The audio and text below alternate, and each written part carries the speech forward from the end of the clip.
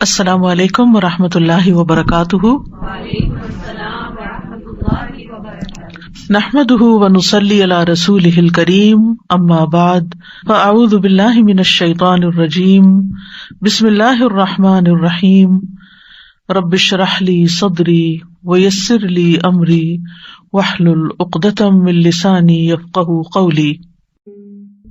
اور جب میرے بندے آپ سے میرے بارے میں سوال کریں تو کہہ دیجئے بے شک میں قریب ہوں، میں پکارنے والے کی پکار کا جواب دیتا ہوں۔ جب بھی وہ مجھے پکارے تو ان کو چاہیے کہ وہ میرا حکم مانیں اور مجھ پر ایمان رکھیں تاکہ وہ ہدایت پائیں۔ رسول اللہ صلی اللہ علیہ وسلم سے بعض صحابہ کرام نے عرض کیا، کیا ہمارا رب قریب ہے کہ ہم اس سے سرگوشی کے انداز میں مناجات کریں، یا وہ ہم سے دور ہے کہ ہم اسے پکاریں، یعنی بلند آواز سے پکاریں؟ اس سوال کے جواب میں یہ آیت نازل ہوئی، وَإِذَا سَأَلَكَ عِبَادِي عَنِّي فَإِنِّي قَرِيبٌ، اور جب تجھ سے میرے بندے میرے بارے میں پوچھیں تو آپ ان کو بتا دیں کہ میں قریب ہوں۔ اس آیت میں اللہ سبحانہ تعالیٰ نے عبادی کہہ کر اپنے بندوں پر خاص رحمت ظاہر کی ہے، اور پھر اپنے قریب ہونے کا ذکر کر کے دعا کرنے کی ترغیب دی ہے۔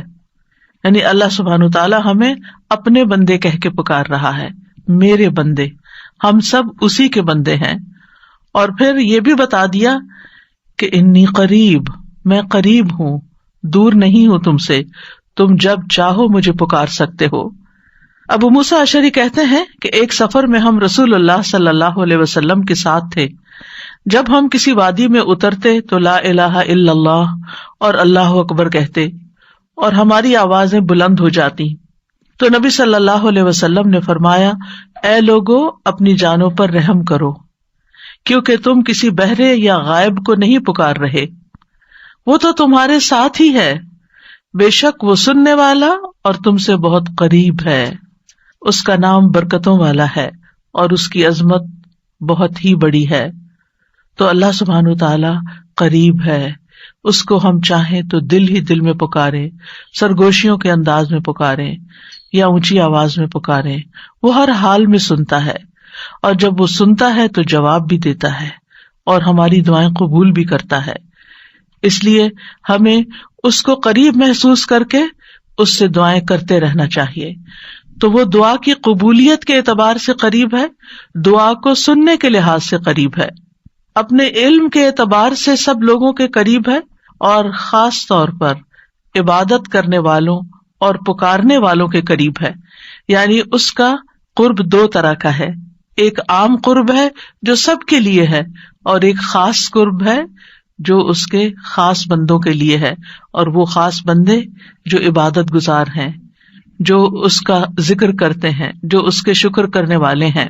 تو اللہ سبحانہ تعالیٰ ان کی دعاؤں کو قبول کرتا ہے، ان کی مدد کرتا ہے اور انہیں نیک کاموں کی توفیق عطا کرتا ہے۔ یہاں پر آپ دیکھ رہے ہیں کہ فَإِنِّي قریب کہہ کے بندے اور رب کے درمیان کوئی فاصلہ نہیں رکھا گیا اس اعتبار سے کہ کوئی اور واسطہ ہو۔ یہاں اللہ سبحانہ تعالیٰ نے جواب کو قل یا فقل کہہ کے نہیں فرمایا، جیسا کہ دوسری آیات میں آتا ہے۔ جتنے بھی سوال صحابہ کرام نے رسول اللہ صلی اللہ علیہ وسلم سے کیے تو ان کے جواب میں اللہ تعالیٰ نے فرمایا قل، آپ انہیں بتا دیجئے، لیکن یہاں پر قل بھی نہیں آیا، ڈائریکٹ فإنی قریب، اذا سألک عبادی انی فإنی قریب، یعنی بیچ میں کوئی واسطہ نہیں لایا گیا۔ تو اس سے یہ پتہ چلتا ہے کہ ہمارے اور ہمارے رب کے بیچ میں کسی اور واسطے اور کسی اور وسیلے کی ضرورت نہیں۔ اور جب اللہ تعالیٰ نے یا عبادی کہہ دیا تو اس میں سارے بندے شامل ہو جاتے ہیں، چاہے وہ نیک ہوں یا بد ہوں، بڑے ہوں یا چھوٹے ہوں، گناہگار ہوں یا بہت پرہیزگار ہوں، کوئی بھی ہو، جو بھی اپنے رب کو پکارتا ہے رب اس کی پکار کو سنتا ہے اور وہ قریب ہے۔ لہٰذا جب ہمارا رب قریب ہے اور مجیب ہے، جیسا کہ آپ جانتے ہیں پروگرام کا نام بھی قریب مجیب اسی لیے رکھا گیا کہ ہمارا اگر اپنے رب سے تعارف ہو جاتا ہے، ہم اپنے رب کو پہچان جاتے ہیں کہ ہم کس کو پکار رہے ہیں اور وہ کہاں ہے، تو جتنا جتنا ہمارا یہ یقین ہوگا کہ وہ ہمارے قریب ہے اور وہ سنتا ہے اور جواب دیتا ہے، اتنی ہی زیادہ محبت اور توجہ کے ساتھ، اخلاص کے ساتھ ہم دعا کریں گے انشاءاللہ۔ اور پھر آپ دیکھیے کہ اللہ تعالیٰ ہماری دعاؤں کو ضائع نہیں کرتا۔ اجیب دعوت الداعی اذا دعانی، مطلب یہ ہے کہ جو بھی مجھ سے مانگتا ہے وہ کچھ پا کے ہی لوٹتا ہے، وہ نامراد نہیں ہوتا۔ جیسے زکریا علیہ السلام نے کہا تھا کہ وَلَمْ أَكُنْ بِدُعَائِكَ رَبِّ شَقِيًّا، کہ اے رب تجھے پکار کر تو میں کبھی بدبخت ہوا ہی نہیں، کبھی مایوس ہوا ہی نہیں، کبھی محروم ہوا ہی نہیں، جب بھی تجھے پکارا تجھ سے کچھ پا ہی لیا۔ تو اس لیے ہر دعا کرنے والے کو یہ یقین ہونا چاہیے کہ ہماری دعا ضرور سنی جائے گی، کیونکہ شیطان انسان کے دل میں یہ وسوسہ ڈالتا ہے کہ تمہاری دعا قبول نہیں ہوگی۔ نہیں بھائی، ہر ایک کی دعا قبول ہوتی ہے اگر وہ صحیح معنوں میں اپنے رب کو پکارتا ہے، وہ دعاؤں کو سنتا ہے اور جواب بھی دیتا ہے۔ ضرورت اس بات کی ہے کہ ہم اپنے دل کو حاضر کر کے اللہ سے مانگیں، اخلاص کے ساتھ مانگیں، اور قبولیت کے جو اوقات ہیں یا جو علامات ہیں ان کو سامنے رکھتے ہوئے مانگیں۔ اور پھر ساتھ یہ بھی کہا گیا فَلْيَسْتَجِيبُوا لِي وَلْيُؤْمِنُوا بِي لَعَلَّهُمْ يَرْشُدُونَ، کہ انہیں چاہیے کہ وہ بھی میری بات مانیں، یعنی اگر یہ چاہتے ہیں کہ میں ان کی دعائیں قبول کروں تو پھر انہیں بھی چاہیے جب میں انہیں پکارتا ہوں، ایک تو یہ ہے نا کہ ہم اللہ تعالیٰ کو پکارتے ہیں، اور ایک اللہ تعالیٰ بھی ہمیں پکارتے ہیں۔ یعنی اللہ سبحانہ وتعالیٰ کب پکارتے ہیں؟ ہر اذان میں پکار آتی ہے، حی علی الصلاۃ حی علی الفلاح، تو پھر ہم کیا کرتے ہیں؟ کیا واقعی ہم صلاح کی طرف جاتے ہیں یا نہیں؟ اسی طرح قرآن مجید میں بہت دفعہ یا ایھا الذین آمنوا کہہ کے ہمیں پکارا گیا ہے، اے لوگوں جو ایمان لائے ہو، یا ایھا الناس کہہ کے تمام انسانوں کو پکارا گیا ہے۔ تو کیا ہم انسان بھی اپنے رب کی پکار کو سنتے ہیں؟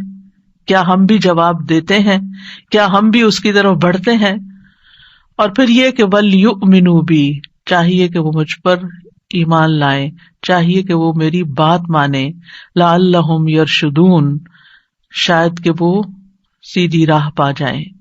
رسول اللہ صلی اللہ علیہ وسلم نے فرمایا تم میں سے ہر ایک کی دعا قبول کی جاتی ہے جب تک کہ کوئی گناہ یا قطع رحمی کی دعا نہ کرے، بشرطے کہ جلدی بھی نہ کرے۔ پوچھا گیا یا رسول اللہ وہ جلدی کیا ہے؟ فرمایا یہ کہ کوئی یوں کہے کہ میں نے دعا کی اور میں نے دعا کی، یعنی دوبارہ کہ میں نے تو کئی بار دعا کی، بہت دعا کی، میری تو دعا قبول نہیں ہوتی، اور اس طرح وہ تھک ہار کر دعا کرنا چھوڑ دے۔ ایسا نہ کرے بلکہ دعا کرتا رہے، کیونکہ اس کی قبولیت کے مختلف طریقے ہیں۔ تو اللہ سبحانہ تعالی ہم سے قریب ہے۔ ایک اور آیت میں آتا ہے سورۃ ہود کی، وَإِلَىٰ ثَمُودَ أَخَاهُمْ صَالِحًا قَالَ يَا قَوْمِ اعْبُدُوا اللَّهَ مَا لَكُم مِّنْ إِلَٰهٍ غَيْرُهُ هُوَ أَنشَأَكُم مِّنَ الْأَرْضِ وَاسْتَعْمَرَكُم فِيهَا فَاسْتَغْفِرُوهُ ثُمَّ تُوبُوا إِلَيْهِ إِنَّ رَبِّي قَرِيبٌ مُّجِيبٌ۔ اور سمود کی طرف ان کے بھائی صالح کو بھیجا، اس نے کہا اے میری قوم، اللہ کی عبادت کرو، اس کے سوا تمہارا کوئی معبود نہیں، اسی نے تمہیں زمین سے پیدا کیا اور تمہیں اس میں آباد کیا، سو اس سے بخشش مانگو، پھر اس کی طرف پلٹ آؤ، یقیناً میرا رب قریب ہے، قبول کرنے والا ہے۔ ان ربی قریب مجیب۔ یہاں قوم سمود کی بات کی جا رہی ہے۔ یہ لوگ مدائن کے علاقے میں رہتے تھے جو تبوک اور مدینہ منورہ کے درمیان واقع تھا۔ صالح علیہ السلام نے اپنی قوم کو ایک طرف اللہ سبحانہ تعالیٰ کی عبادت کی دعوت دی، توحید کی دعوت دی کہ صرف وہی تمہارا معبود ہے جس نے تمہیں پیدا کیا، جس نے تمہیں زمین میں آباد کیا، لہٰذا تم شرک سے اجتناب کرو، صرف اللہ کی طرف رجوع کرو۔ کیوں؟ اس لیے کہ وہ بہت قریب ہے، اپنے بندوں کی دعائیں سنتا ہے۔ تو آپ دیکھیے، جو آپ کے قریب ہو اور جو آپ کی بات بھی سنتا ہو، تو کیا آپ نہیں چاہیں گے کہ آپ اس کے قریب ہوں؟ یہاں پر آپ دیکھیے کہ دعا کرنے سے پہلے دو چیزوں کی بات ہے، استغفار اور توبہ کی، کہ اس سے استغفار کرو اور توبہ کرو تو تمہاری دعائیں قبول ہوں گی۔ توبہ کا مطلب یہ ہے کہ گناہوں سے کنارہ کشی اختیار کرو اور اس بات کا پکا وعدہ کرو کہ آئندہ گناہ نہیں کرو گے، اور استغفار کا مطلب ہوتا ہے بخشش طلب کرنا کہ اللہ ہمیں معاف کر دے، ہمارے گناہوں پہ پردہ ڈال دے۔ اور توبہ اور استغفار دونوں ہم معنی بھی ہیں۔ امام ابن قیم کہتے ہیں استغفار میں توبہ شامل ہے اور توبہ میں استغفار شامل ہے، اور جب ان کو الگ الگ بولا جاتا ہے تو پھر اس کا معنی الگ الگ بھی ہوتا ہے، اور اگر یہ دونوں اکٹھے آئیں یعنی ایک دوسرے کے ساتھ مل کر آئیں تو استغفار کا مطلب یہ ہوتا ہے کہ زندگی میں جو ہم کر چکے ہیں غلط کام، برائیاں، اللہ تعالی ہمیں ان کے شر سے محفوظ رکھے، اور توبہ کا مطلب یہ ہے کہ ہم آئندہ گناہ میں پڑنے کے شر سے آپ کی مدد چاہتے ہیں، حفاظت چاہتے ہیں۔ اور توبہ اس پختہ ارادہ کو بھی کہتے ہیں کہ دوبارہ گناہ نہیں کریں گے، آئندہ یہ نہیں کریں گے۔ تو ان ربی قریب مجیب، میرا رب یقیناً قریب ہے، مجیب ہے، اور یہاں قریب قرب سے شفقت اور اکرام کے معنوں میں، یعنی رب بہت شفیق اور مہربان ہے، بہت کریم ہے، اور اس کا اپوزٹ ہوتا ہے بعید، دور، اور بہت کا لفظ سختی کے لیے بولا جاتا ہے کہ وہ جو شفیق نہ ہو، سخت ہو، کرخت ہو، اور پھر یہ کہ کچھ نہ دے، تو ایسا نہیں ہے ہمارا رب۔ ہمارا رب قریب ہے، مہربان ہے، اور اس کے ساتھ ساتھ یہ کہ وہ اپنے بندوں کا اکرام کرتا ہے اور انہیں سیدھے رستے پر چلاتا ہے، ان کی رہنمائی کرتا ہے، ان کی ضروریات پوری کرتا ہے، ان کی حفاظت کرتا ہے، ان کو مدد دیتا ہے، ان کی مشکلات دور کرتا ہے۔ لہٰذا ہمیں اپنے رب کو قریب پاتے ہوئے، اور قربت کا ایک احساس ہوتا ہے۔ قریب ہونے کا مطلب یہ نہیں کہ اللہ سبحانہ وتعالیٰ کسی نعوذ باللہ فزیکل فارم میں ہمارے ساتھ بیٹھے ہوئے ہیں یا ہمارے دل میں بیٹھے ہوئے ہیں، یہ مطلب نہیں ہے قریب کا۔ قربت ایک احساس کا نام ہے۔ آپ نے دیکھا ہوگا بہت سے لوگ دور ہوتے ہوئے آپ کے دل کے قریب ہوتے ہیں، اور کئی لوگ آپ کے ساتھ رہتے ہوئے، آپ کے ساتھ بیٹھے ہوئے، آپ کے ساتھ زندگی گزارتے ہوئے بھی آپ سے دور ہوتے ہیں۔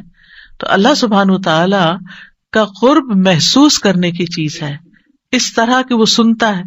اللہ سبحانہ وتعالی سنتا ہے، السمیع ہے، اللہ تعالیٰ دیکھتا ہے، البصیر ہے، اللطیف ہے، الخبیر ہے، وہ ہمارے دلوں کے راز بھی جانتا ہے۔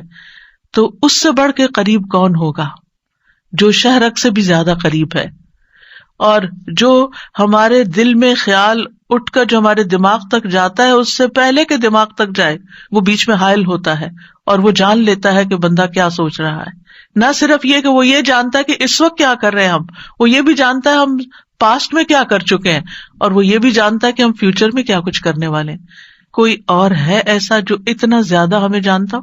کیا وہ ہماری ضروریات کو نہیں جانتا ہوگا؟ کیا وہ ہمارے دکھ کو نہیں جانتا؟ کیا وہ ہماری پریشانیوں کو نہیں جانتا؟ کیا وہ ہماری زندگی کے مقاصد کو نہیں جانتا؟ کیا وہ ہماری کوششوں کو نہیں جانتا؟ کیا وہ ہماری عبادتوں کو نہیں جانتا؟ وہ خوب جانتا ہے، وہ سب کچھ جانتا ہے۔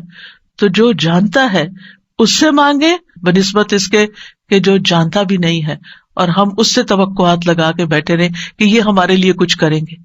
عام طور پر ہم جب کسی مشکل کا شکار ہوتے ہیں تو پھر بندوں کی طرف دیکھتے ہیں، نہیں، جو اپنے رب کو قریب پاتے ہیں وہ اپنے رب ہی کی طرف دیکھتے ہیں اور رب ہی کی طرف پلٹ پلٹ کر جاتے ہیں۔ اور تابا یتوبو کا مطلب پلٹ پلٹ کر جانا بھی ہے، کہ واپس پلٹتے ہیں کہ اللہ تعالیٰ اگر ہماری کسی بات سے آپ ناراض ہو گئے ہیں یا ہم سے خفا ہیں تو ہم تیری ہی طرف پلٹتے ہیں۔ اعوذ بک منک، تجھ سے ڈر کے پھر تیرے ہی پاس پناہ لیتے ہیں، اپنے گناہوں کے شر سے بچنے کے لیے، اپنی سیئات سے بچنے کے لیے۔ تو اس لیے تھرو آؤٹ جو ہمارا انشاءاللہ پروگرام ہوگا، اس میں آپ یہ دو لفظ بس پکے کر لیں، وہ قریب ہے، وہ مجیب ہے، وہ بہت قریب ہے، اور وہ جواب بھی دیتا ہے، وہ دعائیں قبول بھی کرتا ہے۔ اس لیے اس رمضان میں خوب خوب دعائیں کرنی ہے، اور ویسے بھی آپ دیکھیں کہ دعا افضل ترین عبادت ہے۔ الدعاء مخ العبادہ، عبادت کا جوہر ہے، عبادت کی ٹاپ پر ہے۔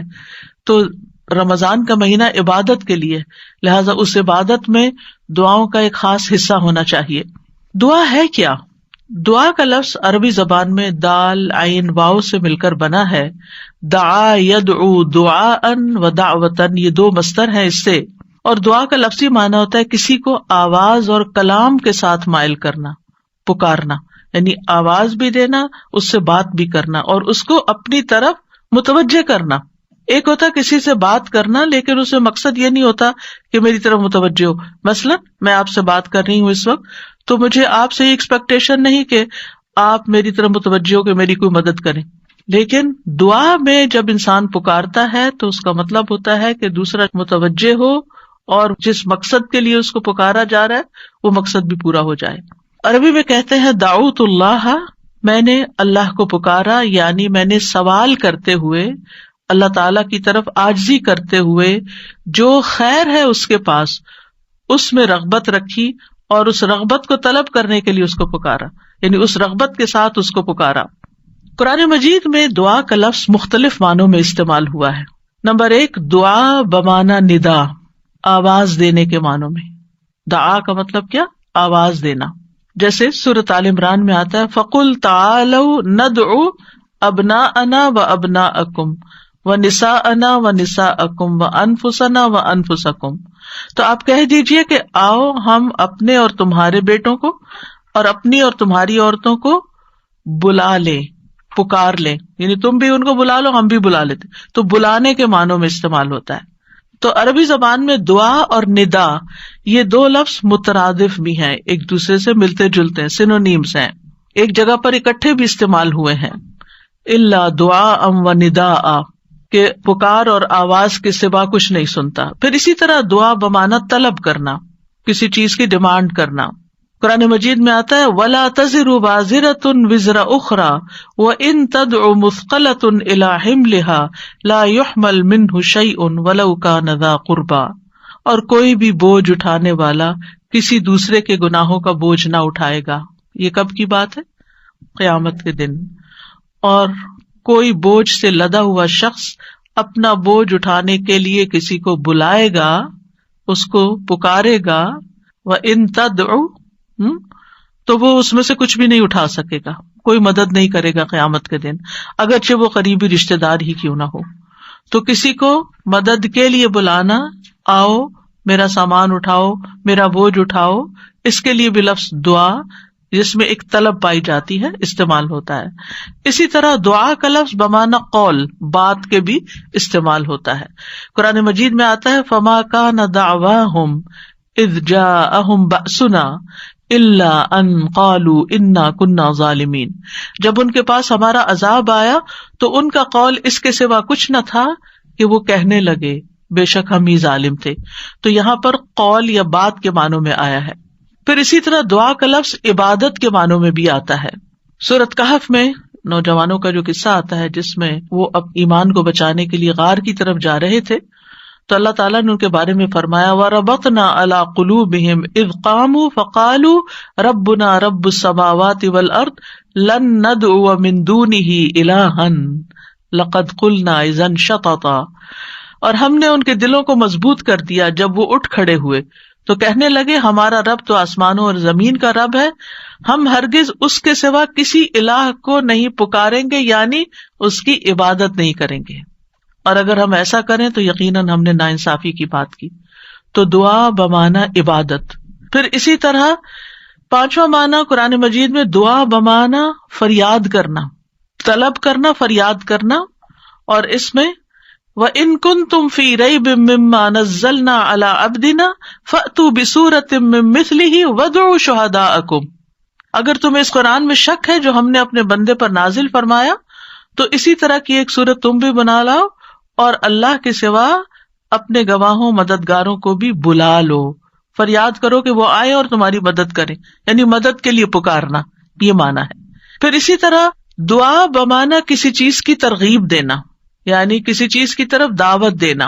نوح علیہ السلام نے اپنی قوم کو پکارا تھا قال رب انی دعوت قومی لیلا ونہارا. اس نے کہا ہے میرے رب بے شک میں نے اپنی قوم کو رات اور دن پکارا، ان کو دعوت دیتا رہا دین کی طرف، اپنے رب کی طرف. اور اس میں معنی عبادت کا بھی ہے کہ اللہ کی عبادت کرو، تو عبادت کی دعوت میں ان کو دیتا رہا. پھر اسی طرح دعا بمعنی منسوب کرنا، نسبت دینا. ادعوہم لآبائہم، ان بچوں کو ان کے حقیقی باپوں کی نسبت سے پکارو. یعنی ادعوہم کا مطلب ہے کہ ان کو اپنے باپوں کی طرف ہی منسوب کرو، جن کے وہ بچے ہیں باپ کا نام نہیں بدلو. اور آٹھواں معنی ہے سوال کرنا، دعا بمعنی سوال. جیسے بنی اسرائیل نے موسیٰ علیہ السلام سے کہا قالوا ادع لنا ربک یبین لنا ما ہی، انہوں نے کہا تم اپنے رب سے ہمارے لیے دعا کرو تو یہ جو دعا ہے یہ بمعنی سوال ہے، یعنی مانگو کہ وہ ہمارے لیے بیان کر دے کہ وہ گائے کس طرح کی ہو۔ تو قرآن مجید میں یہ دعا کا لفظ مختلف معنوں میں استعمال ہوا ہے، لیکن دعا کا عمومی شرعی معنی کیا ہے؟ اللہ کی بارگاہ میں عاجزی کے ساتھ سوال کرنا اور اللہ کے پاس جو خیر ہے اس میں راغب ہونا، رغبت رکھنا۔ اللہ کی بارگاہ میں اللہ کے حضور عاجزی کے ساتھ سوال کرنا، چیخ چلا کے نہیں بلکہ بہت ہمبل طریقے سے، اور جو خیر اللہ کے پاس ہے اس میں رغبت رکھنا، اس کا شوق رکھنا۔ طیبی کہتے ہیں اس سے مراد ہے اللہ کی بارگاہ میں انتہا درجے کی عاجزی، انکساری اور محتاجگی ظاہر کرنا۔ جیسے موسیٰ علیہ السلام نے دعا کیا کی تھی، رب انی لما انزلت الی من خیر فقیر، اپنے فقر، اپنی محتاجی، اپنی ضرورت کا اظہار کیا تھا، انی لما انزلت الی من خیر فقیر۔ امام ابن قیم کہتے ہیں اس سے مراد ہے ایسی چیز کو طلب کرنا جو دعا کرنے والے کو فائدہ دے، یعنی فائدے کی چیز حاصل کرنے کے لیے سوال کرنا، اور ایسی چیز کو دور کرنے کے لیے طلب رکھنا جو اس کو نقصان دیتی ہو۔ تو پھر دو طرح سے دعا کرتا ہے انسان، کچھ فائدے کی چیزیں مانگتا ہے اور کچھ نقصان والی چیزوں کو دور کرنے کے لیے اللہ سے درخواست کرتا ہے۔ ہماری شریعت میں دعا کی دو بڑی اقسام ہیں، ایک ہے دعائے عبادت اور ایک ہے دعائے مسئلہ۔ دعائے عبادت کیا ہے؟ اس سے مراد ہے کہ انسان اللہ سے ثواب کی امید رکھتے ہوئے، اس کے عذاب سے ڈرتے ہوئے اس کی عبادت کرے، اس میں سوال نہیں ہے۔ تو عربی میں دعا بمعنی عبادت بھی استعمال ہوتا ہے، آتا ہے نا، وقال ربکم ادعونی استجب لکم ان الذین یستکبرون عن عبادتی سیدخلون جہنم داخرین۔ اس میں دعا کے دونوں معنی آ گئے، اور تمہارے رب نے فرمایا کہ مجھ سے دعا کرو میں تمہاری دعا قبول کروں گا، یہ تو سوال ہو گیا۔ اور دوسرا، بے شک وہ لوگ جو میری عبادت سے تکبر کرتے ہیں عنقریب و ذلیل و خوار ہو کر جہنم میں داخل ہوں گے۔ تو یہاں عبادت کا معنی بھی آ گیا، عبادت کے لفظ کے ساتھ، یعنی دعا ایک طرح سے عبادت ہے۔ تو دعائے عبادت کیا ہے کہ انسان اللہ سے ثواب کی امید رکھتے ہوئے، اس کے عذاب سے ڈرتے ہوئے اللہ کی عبادت کرے، جیسے نماز پڑھے، روزہ رکھے، قرآن کی قرأت کرے، تسبیح کرے، صدقہ کرے، اللہ کی طرف لوگوں کو دعوت دے، تعلیم کا کام کرے۔ تو انسان ان میں سے جو بھی عبادت کا کام کرے گا وہ دراصل اللہ کی طرف راغب ہوگا، کیونکہ دعا میں رغبت پائی جاتی ہے۔ اور جو شخص مثلا نماز پڑھتا ہے تو گویا وہ زبان حال سے دعا کر رہا ہوتا ہے، اللہ سے بخشش مانگ رہا ہوتا ہے کہ اللہ تعالیٰ ہمارے اوپر رحم کیجیے، ہم نے جو گناہ کیے ہیں آپ ان کو معاف کر دیجیے، کیونکہ نماز بذات خود کیا کرتی ہے؟ بلاؤں کو ٹالتی ہے، گناہوں کو معاف کرنے کا ذریعہ ہے، ٹھیک ہے۔ اچھا، صدقہ کیا کرتا ہے؟ گناہوں کی آگ بجھاتا ہے، ٹھیک ہے نا۔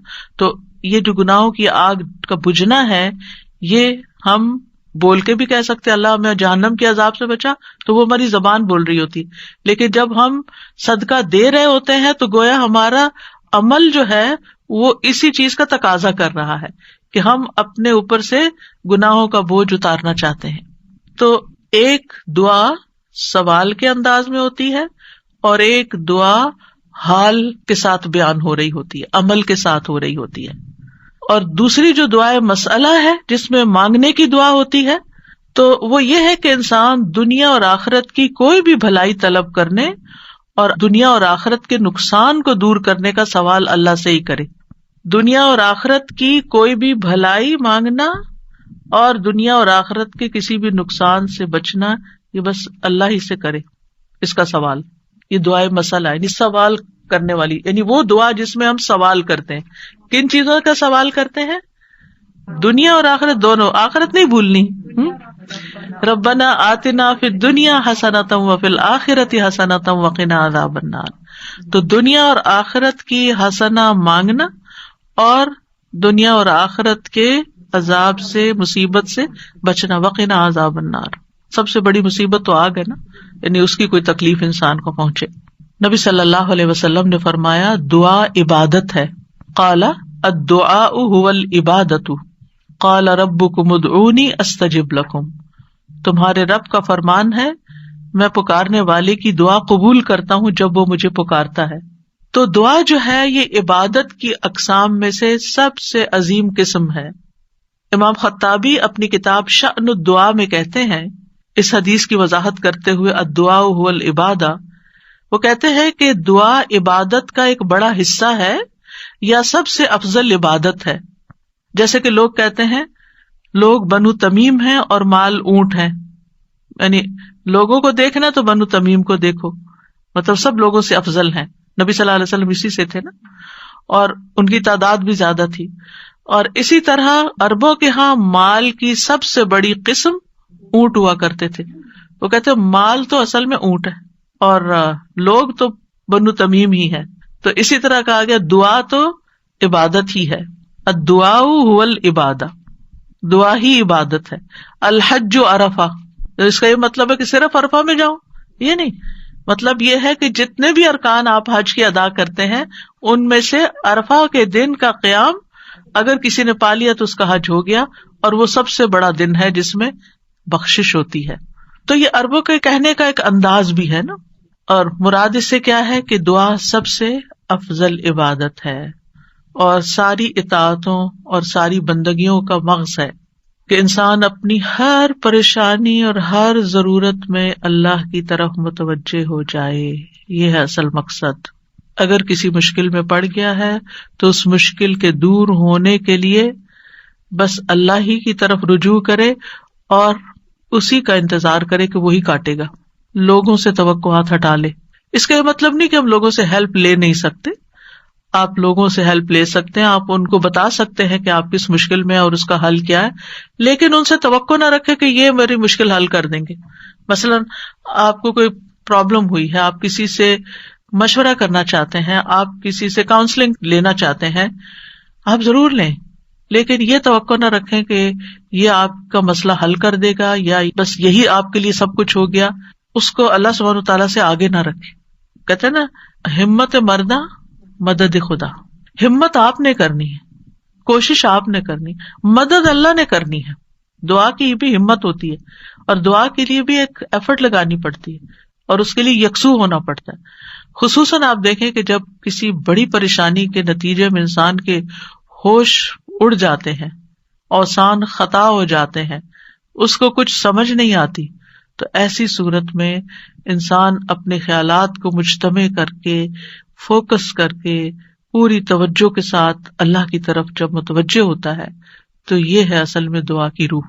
اور نہ صرف یہ کہ بڑی مشکلات میں بلکہ چھوٹی چھوٹی ضروریات میں بھی اللہ کی طرف رغبت کرنی چاہیے۔ دعا کی ضرورت کیوں ہے ہماری زندگی میں؟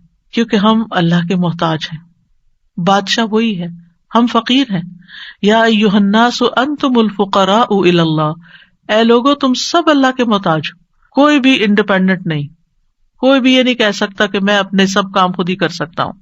واللہ هو الغنی الحمید، اور اللہ سب سے بے پرواہ ہے اور تعریف کے لائق ہے، بندوں میں سے کوئی بھی بے پرواہ نہیں ہو سکتا، ہم سب محتاج ہیں۔ دوسری بات، اللہ سارے خزانوں کا مالک ہے۔ وَإِن مِّن شَيْءٍ إِلَّا عِندَنَا خَزَائِنُهُ، کوئی چیز ایسی نہیں، وَإِن مِّن شَيْءٍ إِلَّا عِندَنَا خَزَائِنُهُ، کہ جس کے خزانے ہمارے پاس نہ ہوں۔ آپ کوئی چیز آرڈر کرنا چاہتے ہیں تو پتہ چلتا ہے وہ تو ہے ہی نہیں، ختم ہو گئی، اسٹاک ختم، آؤٹ آف اسٹاک۔ بڑی سے بڑی کمپنی، بڑے سے بڑے ریسورسز رکھنے والے انسانوں سے جب آپ مانگتے ہیں تو آپ دیکھیں کیا ہوتا ہے کہ انسان بعض اوقات وہ اوپر جا کے اتنی نیچے گرتے ہیں کہ پائی پائی کے محتاج ہو جاتے ہیں۔ ایسی مثالیں آپ نے بھی دیکھی ہوں گی، سنی بھی ہوں گی کہ کہاں ان کے پاس بہت کچھ تھا اور کہاں وہ زیرو پہ آ گئے۔ اللہ تعالیٰ ایسا نہیں ہے، ہمیشہ سے ہے اس کے پاس اور ہمیشہ رہے گا۔ ساری مخلوق اگر کسی میدان میں جمع ہو کر سب کچھ مانگے تو بھی اللہ تعالیٰ کے خزانوں میں اتنی کمی نہیں آتی جتنی ایک سوئی کو سمندر میں ڈبو کے نکالا جائے تو پانی جو سوئی کے ساتھ لگتا ہے اتنی بھی کمی نہیں ہوتی۔ وہ جتنا چاہے خرچ کرتا رہے، جتنا چاہے وہ بندوں کو دیتا رہے، پھر بھی اس کے ہاتھ بھرے رہتے ہیں، ان میں کوئی کمی نہیں ہوتی۔ ایک اور آیت میں آتا ہے سورۃ المنافقون میں، وَلِلَّهِ خَزَائِنُ السَّمَاوَاتِ وَالْأَرْضِ، آسمانوں اور زمین کے خزانے اللہ کے پاس ہیں۔ پھر کیا کرنا چاہیے؟ اس کے پاس جانا چاہیے جس کے پاس کوئی خزانہ نہیں ہے، اس کے پاس جو سارے خزانوں کا مالک۔ مشکل یہ ہے کہ ہمارے مانگنے میں کمی ہوتی ہے، دیر ہوتی ہے، وہ سب کچھ دے سکتا ہے، سب کچھ ہے اس کے پاس، یو نیم اٹ۔ آپ گھر جا کے بیٹھے، غور کریں نماز کے بعد، کسی اور خاموشی تنہائی کے وقت، مجھے کیا چاہیے، مجھے کیا مسئلہ ہے، مجھے کیا پرابلم ہے، میری کیا پریشانی ہے، کیا اللہ کے پاس اس کا حل ہے؟ یقیناً ہے، وہ کر سکتا ہے، بالکل کر سکتا ہے، پر مجھے کیا کرنا چاہیے؟ اسی سے مانگنا چاہیے، اس سے گڑ گڑا کے مانگنا چاہیے، اس سے اپنی محتاجی اور اپنی بے چارگی کا اظہار کر کے مانگنا چاہیے۔ امن یجیب المضطر اذا دعاہ ویکشف السوء، اللہ تعالیٰ آپ سے پوچھتے ہیں کون ہے جو بے قرار کی، مضطر، بے قرار، بے چین انسان کی بات سنتا، اس کو جواب دیتا۔ امن یجیب المضطر اذا دعاہ، جب بھی وہ اس کو پکارتا ہے، ویکشف السوء، اور وہ تکلیف کو دور بھی کرتا ہے۔ ایسا نہیں کہ وہ صرف سن رہا ہے، اس نے وہ تکلیف دور بھی کر دینی ہے۔ اور آپ کہیں گے بس اتنی سی بات تھی، میں اس کو اتنا پہاڑ بنائے ہوئی تھی، اپنی زندگی کا بہت بڑا مسئلہ بنائے ہوئی تھی، اور اللہ تعالیٰ کے لیے بس اتنی سی بات تھی۔ میرے مانگنے میں کمی تھی، اس کے پاس نہیں کمی، ہماری دعا میں کمی ہے، ہمارے اخلاص میں کمی ہے، اس کے دینے میں کمی نہیں ہے۔ اس طرح پکارا کریں نا کہ اللہ تعالیٰ آپ تو دے کر کسی کمی کا شکار نہیں ہوتے، لیکن میری کمی پوری ہو جائے گی۔ پھر آپ دیکھیں ہر بھلائی دینے اور ہر تکلیف دور کرنے پہ قادر ہے۔ سورۃ الانعام میں آتا ہے وَإِن يَمْسَسْكَ اللَّهُ بِضُرٍّ فَلَا كَاشِفَ لَهُ إِلَّا هُوَ وَإِن يَمْسَسْكَ بِخَيْرٍ فَهُوَ عَلَى كُلِّ شَيْءٍ قَدِيرٌ، اگر اللہ تجھے کوئی تکلیف پہنچائے تو اس کے سوا کوئی دور کرنے والا نہیں، اور اگر وہ تجھے کوئی بھلائی پہنچائے تو وہ ہر چیز پر پوری طرح قادر ہے، وہ سب کچھ کر سکتا ہے، وہ قادر ہے۔ نہ آپ کی کوئی خیر اور بھلائی کو لے جا سکتا ہے، کیونکہ عام طور پہ ہم وہم کا شکار رہتے ہیں کہ اگر میری اس نعمت کا کسی کو پتہ چل گیا تو پھر کیا ہوگا، شاید وہ نظر ہی لگ جائے اور نعمت چھین ہی جائے۔ ہر وقت اس وہم کا شکار رہنا دراصل اپنے آپ کو ٹارچر کرنا ہے۔ نہیں، وَإِن يَمْسَسْكَ بِخَيْرٍ، اگر اللہ نے آپ کو کوئی خیر دی ہے، فَهُوَ عَلَى كُلِّ شَيْءٍ قَدِيرٌ، وہ ہر چیز پہ قادر ہے، وہ آئندہ بھی دیے رکھے گا۔ اس نے اس لیے تھوڑی دی ہے کہ بس ایک بندہ کوئی دیکھے اس چیز کو اور بس وہ واپس لے لے، وہ ایسا نہیں کرتا۔ ایک روایت میں آتا ہے کہ ایک شخص نے رسول اللہ صلی اللہ علیہ وسلم سے پوچھا، اے اللہ کے رسول، آپ کن چیزوں کی دعوت دیتے ہیں؟ یعنی آپ کی دعوت کیا ہے، آپ کیا بتاتے ہیں لوگوں کو، آپ کیا سکھاتے ہیں؟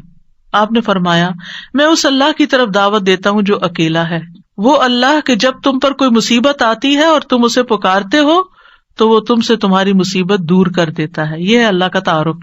جب آپ کے بچے آپ سے پوچھیں اللہ کون ہے تو آپ کیا بتاتے ہیں؟ یہ بڑے بڑے لفظ بولتے ہیں نا، یہ دیکھیں یہاں پر کیا بولا گیا، اتنے سمپل۔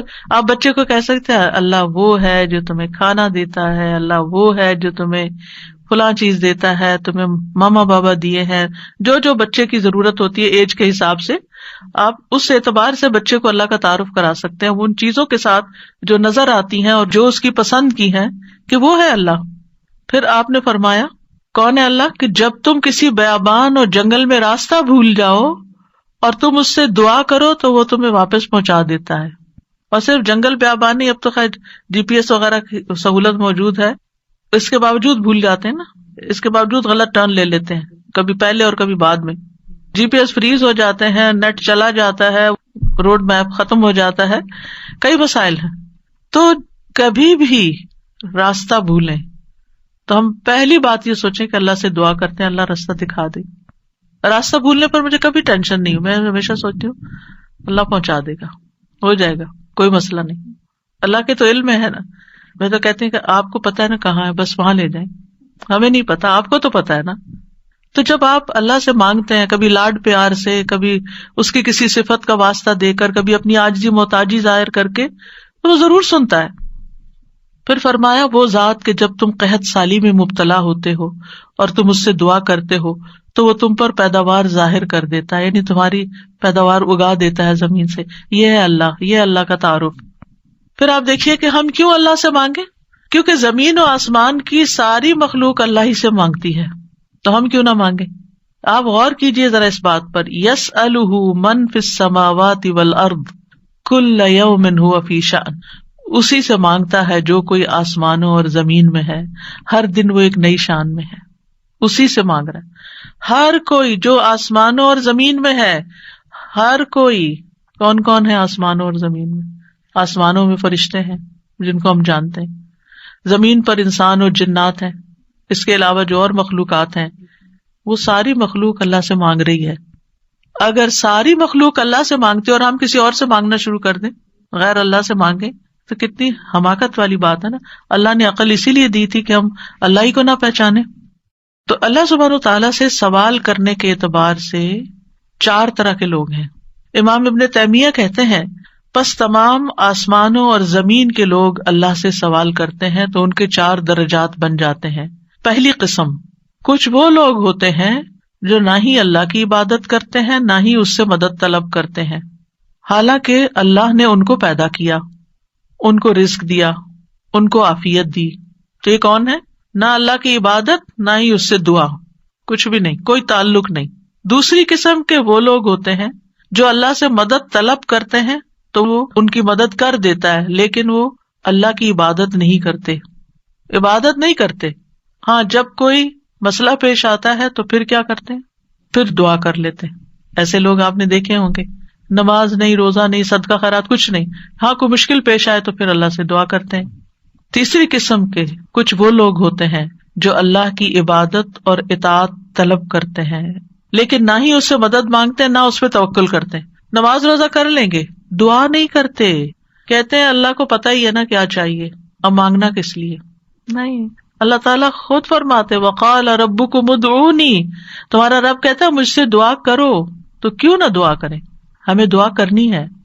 چوتھی قسم کے وہ لوگ ہوتے ہیں جو اللہ کی عبادت بھی کرتے ہیں اور اس سے دعا بھی کرتے ہیں، اس سے مدد بھی طلب کرتے ہیں۔ تو اللہ تعالیٰ اپنی عبادت اور اطاعت پر ان کی مدد کرتا ہے، جیسے ہم کہتے ہیں رب اعنی علی ذکرک و شکرک و حسن عبادتک، تو اللہ تعالیٰ مدد بھی فرماتا ہے۔ اب ہم اپنے آپ کو دیکھیں کہ ہم کون سی کیٹیگری میں فال کرتے ہیں، ہم کہاں ہیں؟ کیا ہم ان لوگوں میں ہیں جو عبادت بھی کرتے ہیں اور دعا بھی کرتے ہیں؟ تو یہ ٹاپ کلاس کے لوگ ہیں، اور باقی اللہ تعالیٰ کے حق میں کمی کوتاہی کرتے ہیں۔ تو ہمیں دعا کرتے رہنا چاہیے، اللہ تعالیٰ کو پکارتے رہنا چاہیے، ہر ضرورت میں، ہر مقصد میں، ہر پریشانی میں، ہر دکھ میں، ہر بیماری میں، ہر موقع پر، ہر چیز کے لیے، چھوٹی سے چھوٹی چیز کے لیے، بڑی سے بڑی چیز کے لیے اللہ ہی سے مانگنا چاہیے، کیونکہ وہ دے کر احسان نہیں جتاتا، وہ دے کر شرمندہ نہیں کرتا، وہ دے کر ہم سے واپس نہیں مانگتا، وہ بغیر شرط کے دیتا ہے، غیر مشروط دیتا ہے۔ وَإِذَا سَأَلَكَ عِبَادِي عَنِّي فَإِنِّي قَرِيبٌ أُجِيبُ دَعْوَةَ الدَّاعِ إِذَا دَعَانِ فَلْيَسْتَجِيبُوا لِي وَلْيُؤْمِنُوا بِي لَعَلَّهُمْ يَرْشُدُونَ۔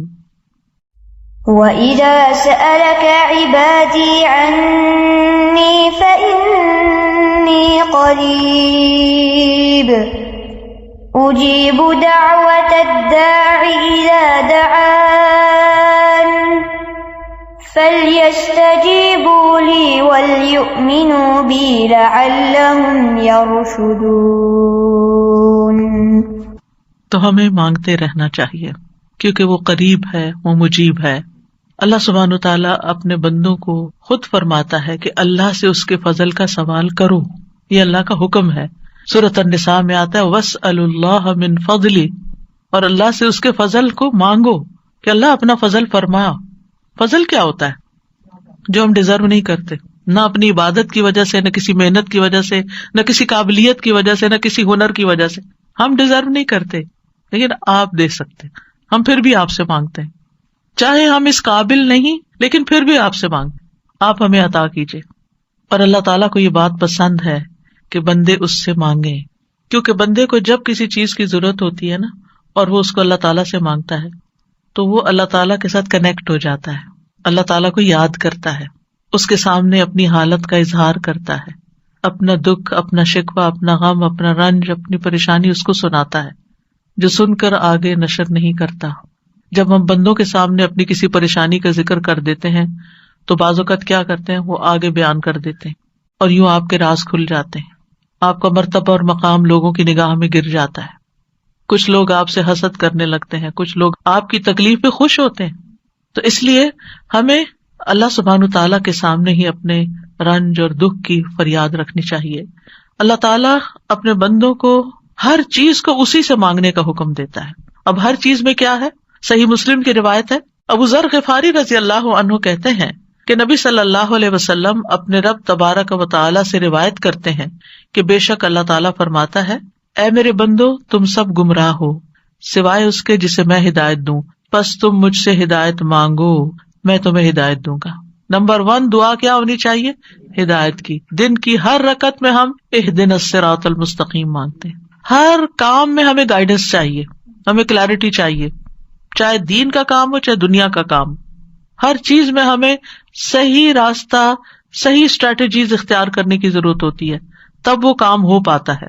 اور اس طرح ساری کنفیوژن بھی دور ہو جاتی، ساری پریشانی بھی دور ہو جاتی کہ میں نے اللہ سے دعا کر لی، اللہ تعالیٰ آپ مجھے صحیح طریقہ بتا دے، مجھے اس کام کو کیسے لے کے چلنا ہے. تو ہر موڑ پر ہر کام میں ہمیں ہدایت کی ضرورت ہوتی ہے. تو اہدنا الصراط المستقیم. پھر فرمایا، اے میرے بندو تم سب بھوکے ہو سوائے اس کے جسے میں کھلاؤں، تو تم مجھ سے کھانا مانگو میں تمہیں کھانا کھلاؤں گا. سبحان اللہ. سب سے بڑی ضرورت ہدایت کے بعد انسان کی کیا ہے؟ کھانا، جو اس کو دن میں کئی بار کھانا پڑتا ہے. اور انسان سب سے زیادہ پریشان بھی اس کے لیے ہوتا ہے، اور مال کا سب سے بڑا حصہ بھی اسی پہ خرچ ہوتا ہے. یعنی دن میں اگر آپ دیکھیں تو آپ ہر روز اپنا لباس نہیں خریدتے، ہر روز آپ اپنی ٹوائلٹریز نہیں خریدتے، ہر روز اپنی اور چیزیں نہیں خریدتے، برتن نہیں خریدتے، کٹلری، جیولری، یہ سب روز تھوڑی خریدا جاتا ہے. لیکن کھانا تو ڈیلی چاہیے، کھانا تو ڈیلی کنزیوم کرنا ہے، تو اس سے مانگو. اور خاص طور پر اگر کچھ خاص کھانے کو دل چاہتا ہے وہ بھی اس سے مانگو. نیوٹریشیس چاہیے، ہولسم چاہیے، صحت مند چاہیے، کیونکہ ساری بیماریاں ہی کھانے سے پیدا ہوتی ہیں. یعنی کھانا مانگو، صرف یہ نہیں کہ ہے نہیں، بلکہ اچھا کھانا مانگو تو اللہ تعالیٰ کھلائے گا.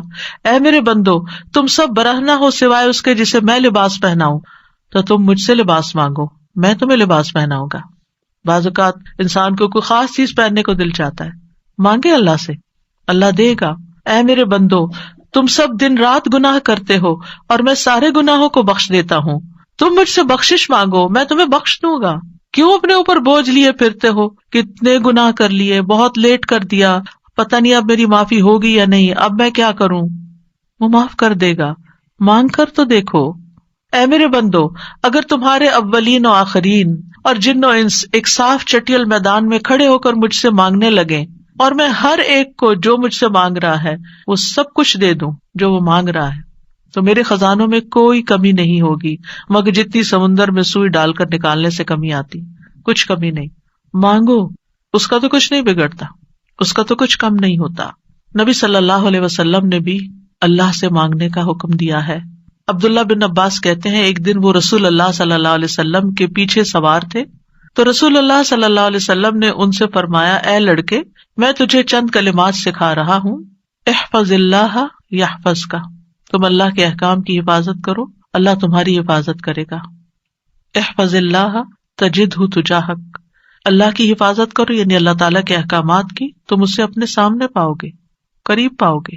اذا سألت فاسأل اللہ، جب تمہیں مانگنا ہو اللہ سے مانگو، جب تمہیں مانگنا ہو، کچھ بھی مانگنا ہو.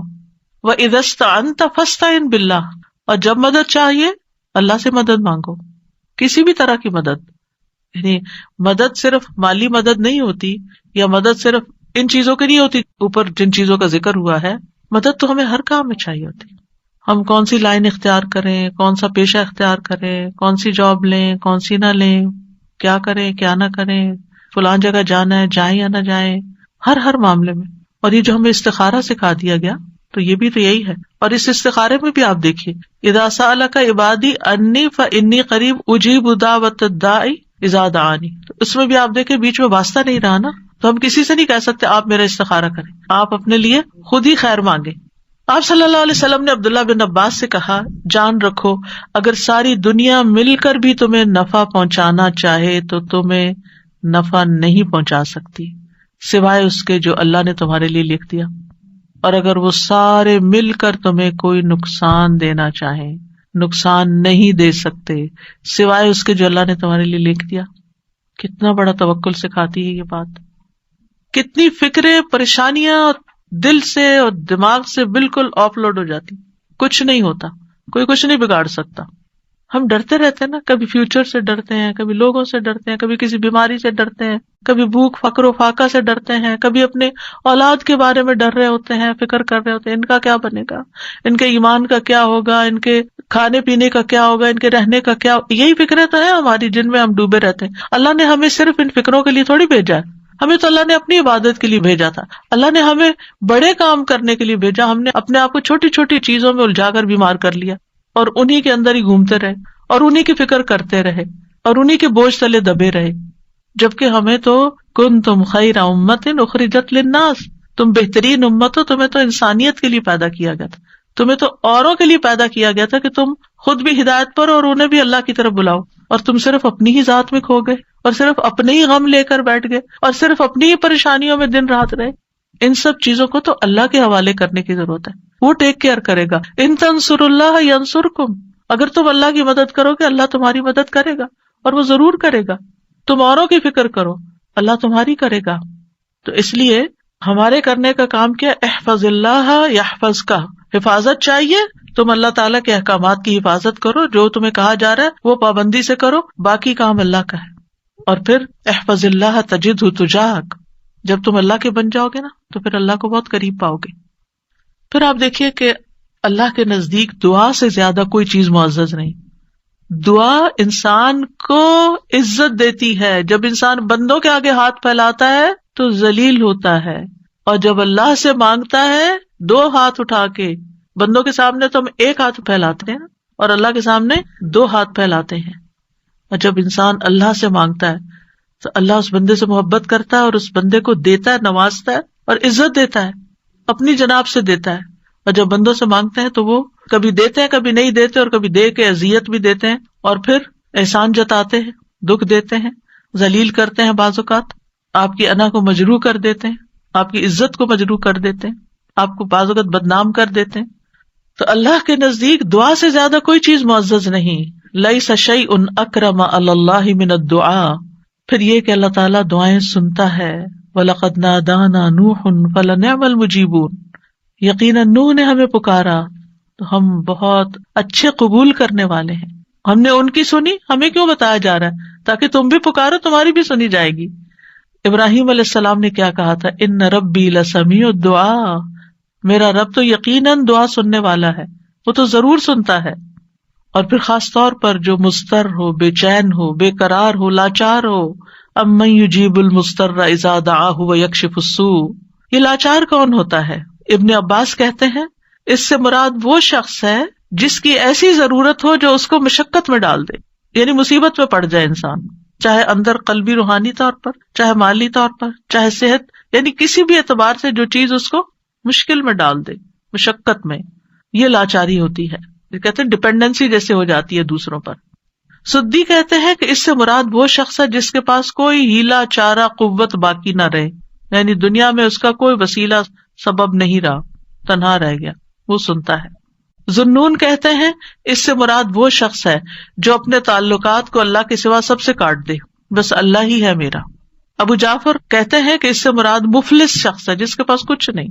سہل بن عبداللہ کہتے ہیں اس سے مراد وہ شخص ہے جو اپنے ہاتھ دعا مانگتے ہوئے اللہ کی طرف بلند کرتا ہے، اوپر اٹھاتا ہے، حالانکہ اس کے پاس اطاعت کا کوئی نیکی کا کام نہیں ہوتا جس کو وہ وسیلہ بنا سکے. لاچار. اب ہر جگہ سے مایوسی ہو گئی، اب ایک ہی راستہ ہے، اور وہ راستہ شیطان کہتا ہے تم تو اتنے نافرمانو، تمہاری نہیں سنی جائے گی. نہیں، وہ پھر بھی سنتا ہے. امن یجیب المضطر. اصل میں بندے تو ہم اللہ ہی کے ہیں نا، چاہے ہم اللہ کو اپنا بنائیں یا نہ بنائیں، ہیں تو اسی کے، جانا تو اسی کی طرف ہے، دنیا میں بھی اسی کی طرف جانے کی ضرورت پیش آتی ہے.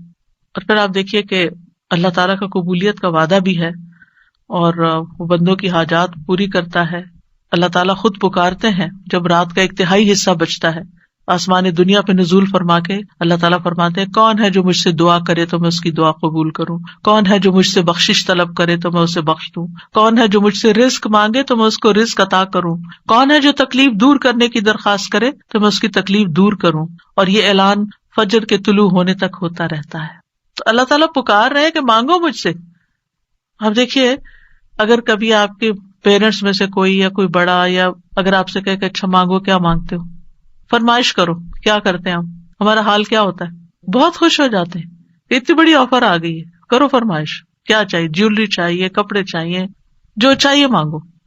تو ہمارا خوشی سے ایسا حال ہوگا کہ ہمیں یہ بھی یاد نہیں رہے گا کہ اب مانگنا کیا ہے آپ نے.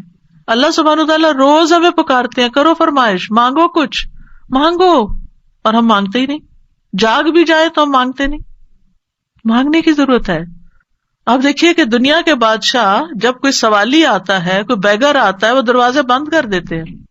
جو انسان 2 سے 3 دفعہ آپ سے کچھ مانگ چکا ہو، جب آپ اس کو دیکھتے ہیں تو وہ موڑ کے چل دیتے ہیں، یہ پھر آ گیا ہے، پھر کچھ مانگے گا. کیا اللہ تعالیٰ بھی ایسے کرتا ہے؟ 100 بار آئے آپ اس کے پاس، 100 بار عطا کرے گا. وہ اپنا دروازہ بند نہیں کرتا، وہ اپنی دولت نہیں چھپاتا. وہ تمہارے لیے ہر روز رات کو دروازہ کھولتا ہے، آ جاؤ تم میری طرف، مانگو مجھ سے. امام ابن قیم کہتے ہیں اللہ جس کے ساتھ خیر کا ارادہ کرتا ہے اس کے لیے ذلت کا، عاجزی کا، اللہ کی بارگاہ میں پناہ پکڑنے اور محتاجی ظاہر کرنے کا دروازہ کھول دیتا ہے. یعنی اس کو دعا مانگنا آ جاتا ہے. اور جس کو دعا کی توفیق مل گئی اس کو ہر خیر مل گئی. تو اصل چیز یہ ہے کہ دعا کی توفیق ہو جائے، دعا مانگنا شروع کر دے. آپ دیکھیے کہ اس نیت سے بھی یہ پروگرام رکھا گیا تھا کہ ہم روز دعا کے بارے میں کچھ سنیں، پھر دعا کے مطلب کو سمجھیں، دعا دعا دعا کرتے رہے تاکہ ہمیں دعا مانگنا آ جائے. یعنی اس کا ہول سول گول ہے اس پروگرام کا، وہ یہ کہ ہمیں دعائیں مانگنا آ جائیں، ہم دعاؤں کے شوقین ہو جائیں، دعا مانگنے سے محبت کرنے لگے، دعاؤں کے اوپر یقین کرنے لگے کہ اللہ تعالیٰ سنتا اور ضرور سنے گا، اور ہمارے سارے بوجھ اتر جائیں اور ہم سارے اپنے معاملات اپنے رب کے سپرد کر دیں، اور ہم دنیا میں بھی ایک اچھی زندگی بسر کریں اور آخرت میں بھی. امام ابن تیمیہ کہتے ہیں جب اللہ کسی بندے کے ساتھ خیر کا ارادہ کرتا ہے تو اس کے دل میں دعا مانگنے اور اس سے مدد طلب کرنے کا الہام کر دیتا ہے کہ اللہ سے مانگو، اس کے دل میں ڈال دیتا ہے، اور اللہ اس کے مدد طلب کرنے اور اس کے دعا مانگنے کو اس کے لیے خیر کا ذریعہ بنا دیتے ہیں جس کے لیے اس نے مدد طلب کی ہوتی ہے، یعنی اس کا رستہ نکل آتا ہے. تو دعا مانگنے کے فائدے کیا ہیں؟ دعا ہر حال میں انسان کو فائدہ دیتی ہے. نمبر 1، دعا مانگ رہے ہوتے تو آپ عبادت کر رہے ہوتے ہیں، یہ اجر الگ لکھا جاتا ہے. اللہ تعالیٰ کی پسند کا کام کر رہے ہوتے ہیں، اللہ تعالیٰ سے کنیکٹڈ ہوتے ہیں، اور پھر یا تو دعا فوراً قبول ہو جاتی ہے، جو مانگا وہ اسی وقت مل جاتا ہے، یا پھر یہ کہ کوئی ایسی مصیبت ٹل جاتی ہے جو آنے والی تھی اور آپ کی اس دعا کی وجہ سے وہ مصیبت چلی گئی. رسول اللہ صلی اللہ علیہ وسلم نے فرمایا دعا فائدہ دیتی ہے اس کے بارے میں بھی جو کچھ نازل ہو چکا ہے اور اس کے بارے میں بھی جو نہیں اترا.